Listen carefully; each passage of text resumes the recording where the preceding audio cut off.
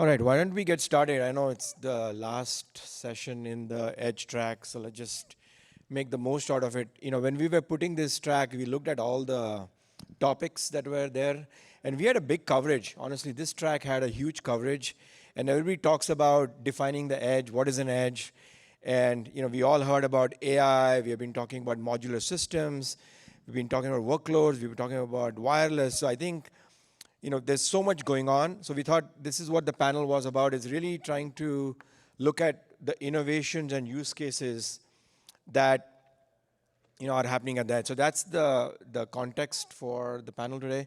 I'll let the folks introduce themselves. Why don't we start with you, Mike? So Michael Lane, I am one of the project leads for the enterprise connectivity solutions. Coming from enterprise myself and retail, representing Amazon. Renuka Bhalarao. I'm part of network infrastructure team at Meta, and I lead the ecosystems efforts with our partners. Rehan Karim. I'm Director Network Infrastructure and Services with AT&T, mainly responsible for driving the open disaggregated ecosystem within the company and developing new platforms. And Ripin Checker. I am part of the Telco Edge community. In fact, one of my buddies, partner Lauren, is also here. And John, you heard him today. So, you know, we are driving the community along with. So it's very good to have new community members join from Amazon and Meta, along with, of course, AT&T. So with that, why don't we get started with, you know, the first basic question. You know, Edge is becoming so popular everywhere. What are some of the innovations that you feel are making the Edge happen? I'll start. So one of the things, and I just gave a talk on this in one of the other sessions, one of the innovations I'm starting to see is kind of a convergence of hardware. Is currently the Edge has this disaggregated, well, you have to have access switches, you have to have core switches, you have to have a little compute or firewalls. How do you get that into one simplified, consolidated network device? So I think that's one thing that I would say. So an important area for us in terms of innovation that's been happening, as you know, we've been deploying these disaggregated architectures for quite some time. We've been deploying these disaggregated architecture for quite some times, and one of the key areas that we've been looking at is how do you manage this infrastructure. So a lot of innovation that we are currently looking into is consolidating the network management, the orchestration, the network controller aspects of it, and see if we can streamline all of that from the IT, OSS, BSS systems down to the system, down to the hardware platform, and various network architectures that we have, and try and control that in a common way so that our OSS, BSS folks and the development costs there come down. Anything else, Brent? Yeah, I can add from a telco perspective. The edge is always a interesting area where they want to innovate and bring in more functionality, and it always is a balance of how much you can bring closer to the user versus how much stays on the centralized part for optimization and efficiency. So the edge becomes a good spot for, I would say, bringing disaggregation, but also to bring additional enhanced services around say example would be cache some of the content and so on. So the again, edge is a wide term. You could be doing many different things depending on what type of network you're talking about. But the disaggregation concept, we have been innovating on that and see value in kind of bringing hardware, software together on that spot. Yeah, that's great. And so is there, you know, we saw so many edge use cases today, right? We talked about open aggregation router, we're talking about modular systems, we're talking about open LAN, open RAN. Is there any innovation that you guys feel that we're using in the edge, but it's not really open the way open it should be? Anything that comes to your mind? So one of the areas that is sort of important to us is trying to take advantage of all this AI conversation that has been going on. So I don't believe we have track the code on what exactly is the use case of AI that we can apply on the network platforms as such. We have been doing a lot of AI and ML on its own, but trying to take advantage of this ALLM inherently into the network infrastructure is an area that probably needs a lot more work and creative thinking to see how we can utilize all this new technology into the network infrastructure.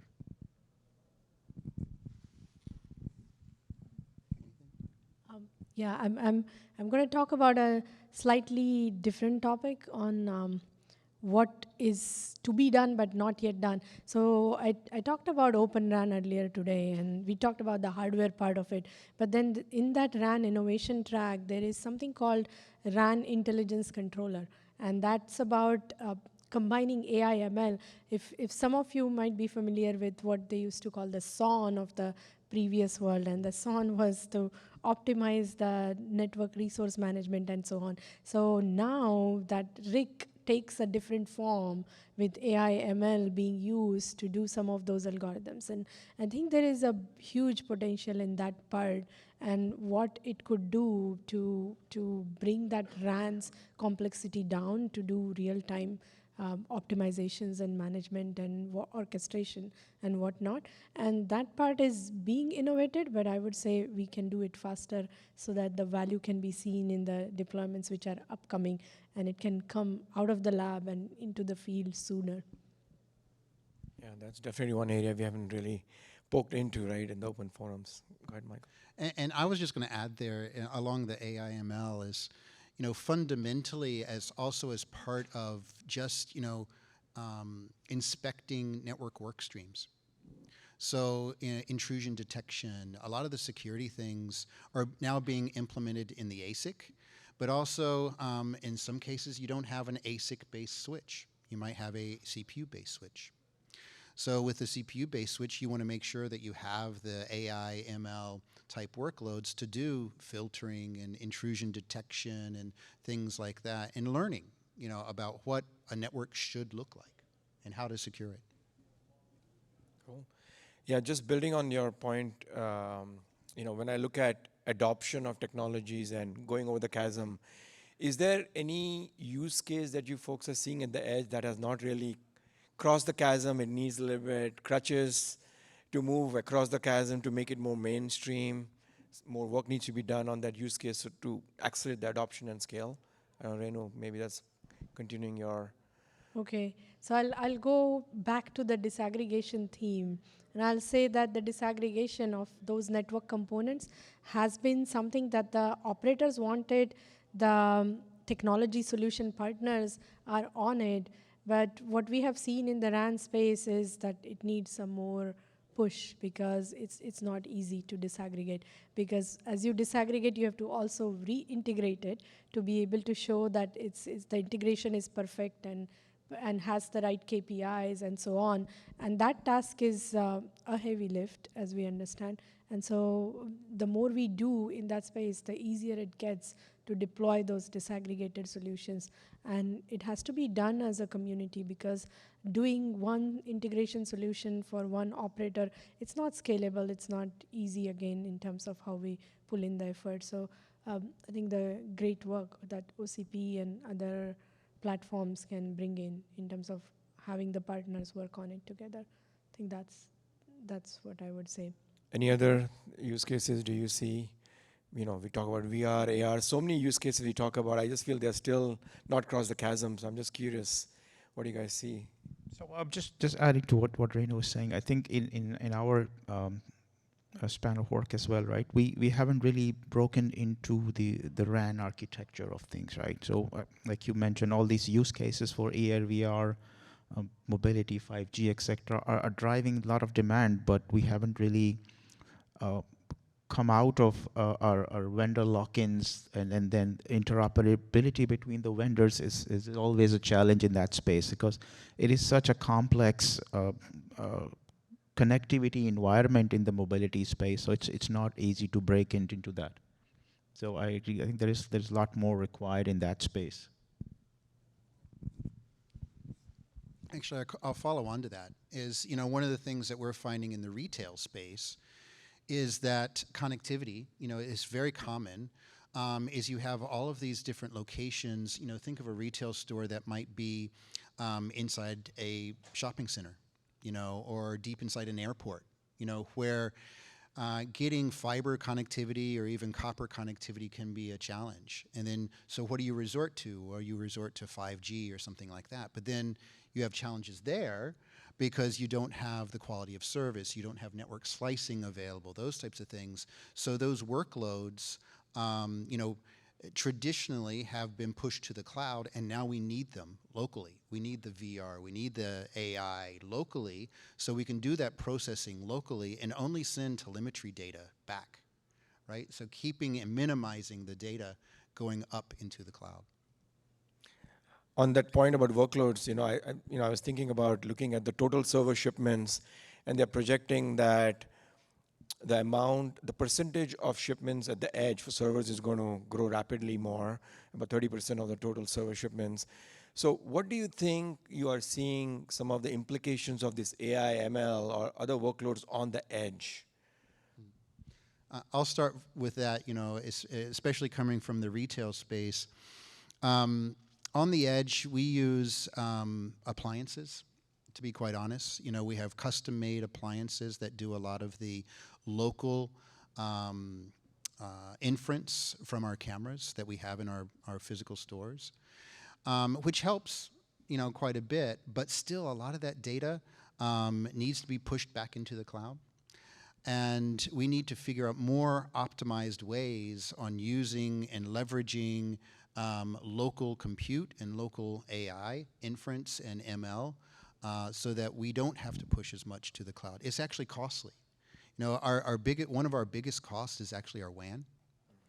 And no offense to AT&T, but it is one of our biggest costs, and it's one of those things that is relatively predictable, in terms of what the cost is in some markets, but in other markets, it's very unpredictable. And this is something that is a bit of a challenge for us. So what I can add to what Mike is saying is, I think we heard a lot of this conversation during this summit yesterday and today about AI, ML, and I think one of the speakers, I believe it was Ram, that says network is the new computer.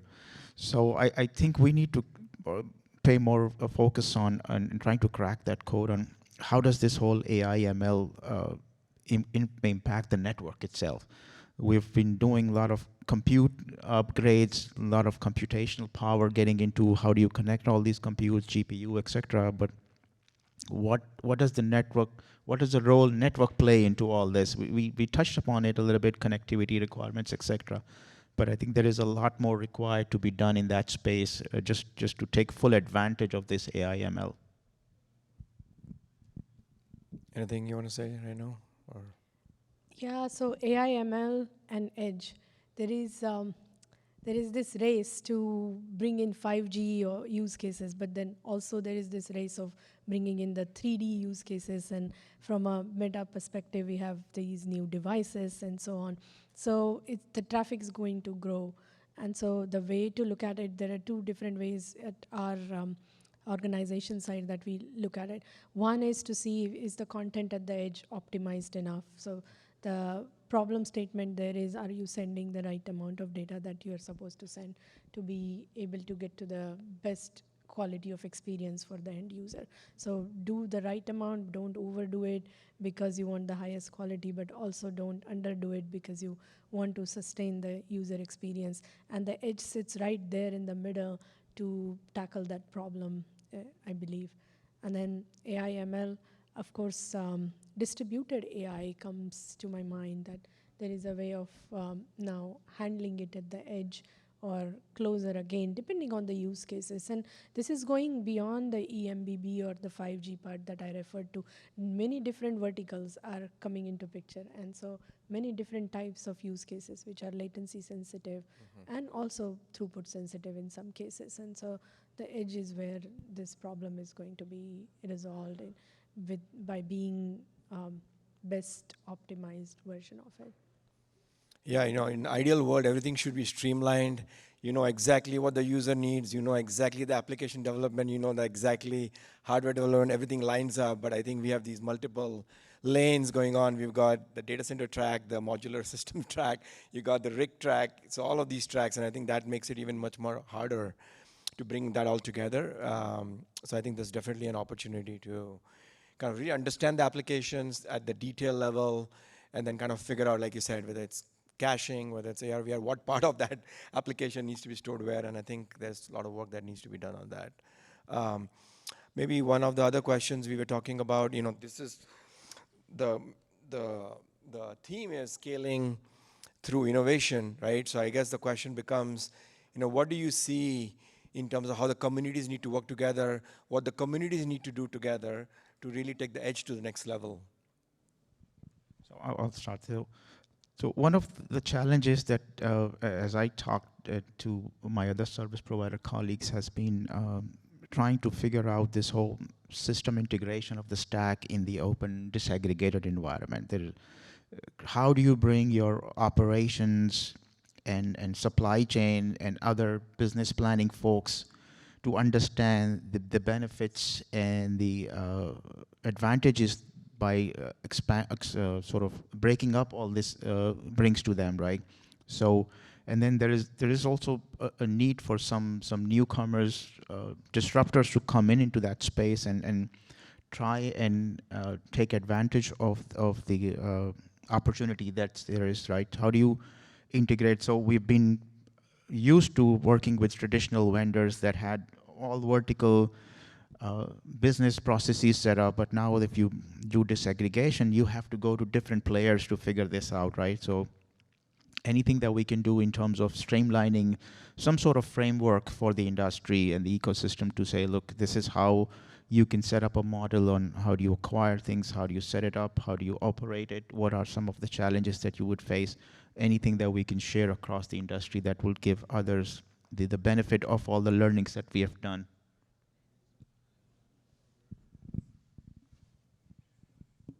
Yeah, I'll add to that. One key thing that you noted was supply chain, and that has been a bit of a challenge for us as well, is having that, integration, at the ODM level and within your supply chain has been a bit of a challenge as well, especially when you want to innovate around the CPU complex. You want to choose this ASIC with that CPU, and you also, maybe you want to go to a GPU. What type of architecture are you going to do? And then it just layers and layers and layers. What type of operating system are you going to run? Are you going to run Sonic? Are you going to run Dent? Are you going to run some other operating system? Then how do you provision that? How do you operate that? How do you manage that? So those are some of the complexities that we're seeing at scale, right? So you have to figure these out before you scale. I would say collaborate is the word there, Yep. because you can't solve that problem multiple times. You have to solve it together to solve it once. And so all these organizations are doing the great work. And as you mentioned, the disaggregation needs that collaboration for sure. So yes, that would be the way to scale. Yeah, and it's great to see, a lot of the hyperscalers opening up, collaborating. I know it's tough because they're competing fiercely, but it's good to see that collaboration coming. I want to give some time for anybody in the audience, but I have one question for you guys, just to summarize. Is there one innovation that you're feeling excited about, that you feel, it's really critical and you excites you basically these days or for the future?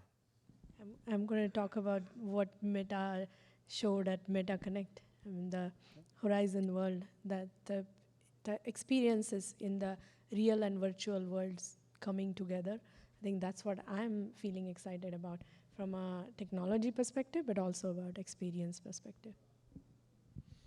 And for myself, I think, within the physical stores at Amazon, we've always had this disaggregated, each device has its own purpose, but now starting to see things converge. And even in the talks today here in the Edge session, where they're talking about more conversion of hardware into a more common platform, is super exciting for me. So for us, I believe the main push these days has been how do you take advantage of all the growth in the network, especially with 5G looking for more and more speed, with PON, OLT, fiber broadband asking for multi-gig services. So that's an area that we've been focused on recently. And then we also sort of presented a specification around that this year. So hopefully that will try and sort of summarize or get the traffic flow streamlined in a single flow with aggregation to 400 gig and beyond. Any questions from here? Anybody is bold enough to ask this esteemed panel? All right, looks like we've got Steve. You want to come here to the podium?